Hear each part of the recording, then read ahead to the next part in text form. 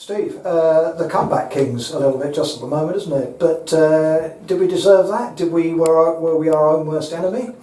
Now near their own worst enemy. To go 1-0 up and then give a ball away from our throw in the final third, and they attack and get a penalty. You know, the keeper can't kick a ball, so we've got to be brighter. Just throw it out for a throw in.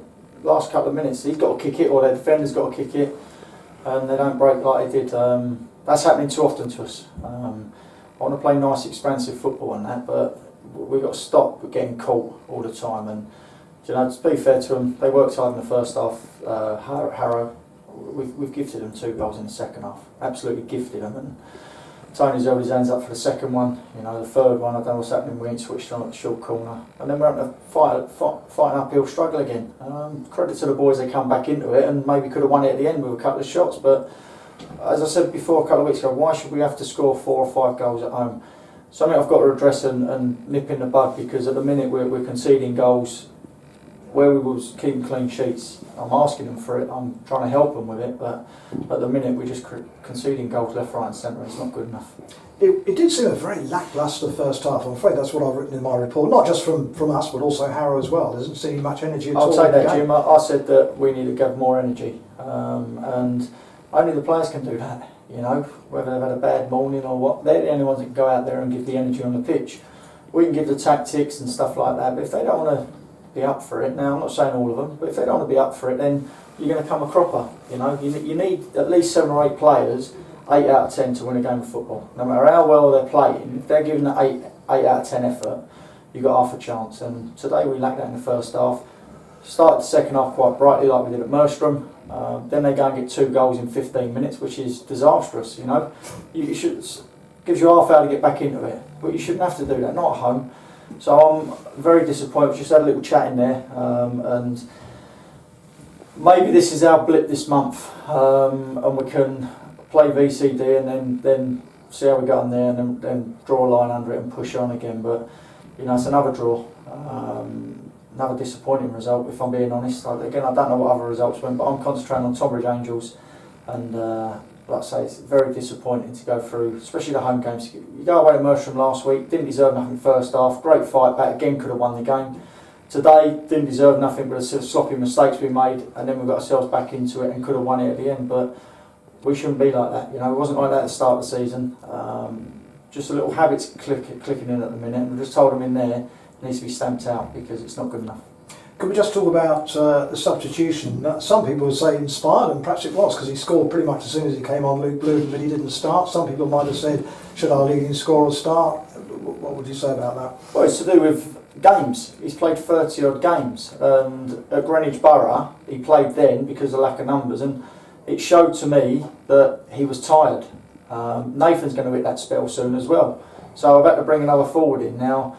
Bring him in, fresh legs, see how it goes. And last week it worked. You know, he come on and scored a goal and looked lively. And today, set up Nathan in the first few minutes, you know, with that ball across the box where they mucked up, and, you know, could have had an assist. But Simon works hard. Bluey, when he comes on, he's got that endeavour. And he deservedly got his goal. But it's not the case I drop people because they're playing bad. It's to try and freshen things up. You know, I brought Parky in and Rivs today centre midfield, and left Luke out, who's just joined us, who done very well last week.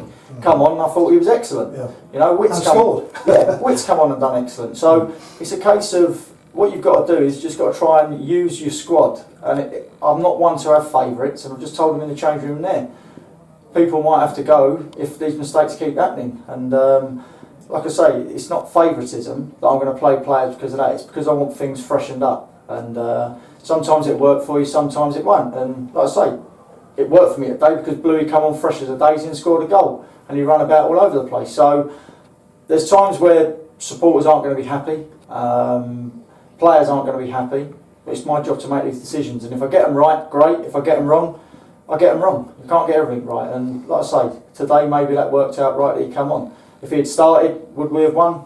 No one knows, do they? Hindsight's a good thing. Yeah. Moving away from the match, I think congratulations are in order. I've just been told by the chairman that you've signed a new contract for 18 months, I believe that's right. I'm sure every supporter to a man and a woman will be absolutely delighted to hear that news. You're very popular around here. I'm very pleased, and I'm sure everyone else is. So I'll shake your hand at this point. Thank you. And well done, and excellent news, Steve. Well, I like to think that I put the hard work in, and that's been rewarded with the contract.